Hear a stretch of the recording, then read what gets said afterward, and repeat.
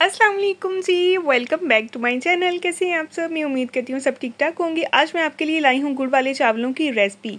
तो आज मैं आपको बताऊंगी कि अक्सर लोगों के चावल जुड़े जुड़े क्यों होते हैं, हलवा क्यों बन जाते हैं, चावलों को बॉयल कैसे किया जाता है, कौन सी टेक्निक्स हैं जो आपको पता होनी चाहिए, कौन कौन सी गलतियां हैं जो लोग करते हैं।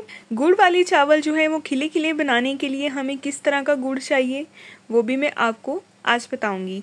तो चलिए चलते हैं रेसिपी की तरफ। पहले तो आप इनकी लुक देखिए, माशाल्लाह कितनी खूबसूरत है। आज हम इसी तरह के गुड़ वाले मज़ेदार से चावल बनाने लगे हैं। तो चलिए स्टार्ट करते हैं। बिस्मिल्लाहिर्रहमानिर्रहीम।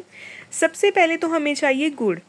चावलों के लिए गुड़ जो है वो हमें पुराना चाहिए, क्योंकि पुराने गुड़ का जो टेस्ट है वो बहुत अच्छा होता है, नए गुड़ का टेस्ट वैसा नहीं आता। ठीक है, इसमें डालेंगे हाफ कप पानी। इसकी हमने बनानी है चाशनी। तो जैसे ही इसकी चाशनी तैयार हो जाएगी हमने इसको छान लेना है। किसी भी छाननी से अच्छे से छानेंगे, क्योंकि इसमें जो मैल सा होता है वो नीचे बैठ जाएगा, और दूसरा इसमें तिनके छिनके जो होते हैं ना वो भी सारे छानते वक्त निकल जाएंगे। तो ये देखिए इसका कलर कितना खूबसूरत आया है। अगर इसकी जगह नया वाला गुड़ होता ना तो इसका कलर इतना प्यारा नहीं आना था। तो चलते हैं स्टेप 2 की तरफ। स्टेप 2 में जो है एक कढ़ाई में हमें चाहिए पानी। इसमें एक छोटा सा टुकड़ा हमें डालना है सिनेमन स्टिक का। ठीक है, ये सिर्फ खुशबू के लिए होता है। और साथ ही इसमें शामिल कर देंगे सौगी या मेवे।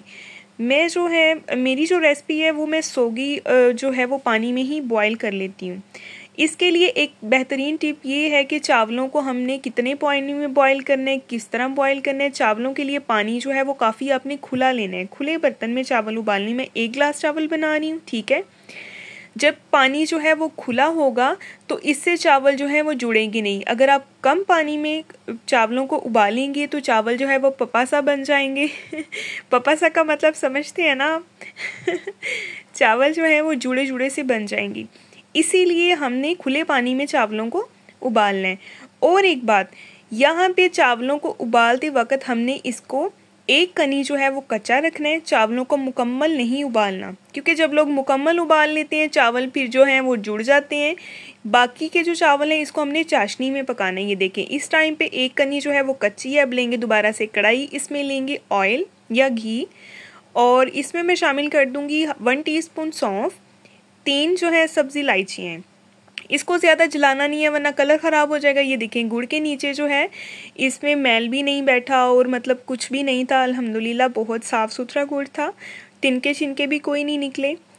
तो वैसे भी हमने अपनी तसल्ली के लिए इसको छानना लाजमी है। ये देखिए चावल जो है इनको बॉयल करके साइड पे रखा था। ये देखिए चावल इसमें ऐड कर दिए।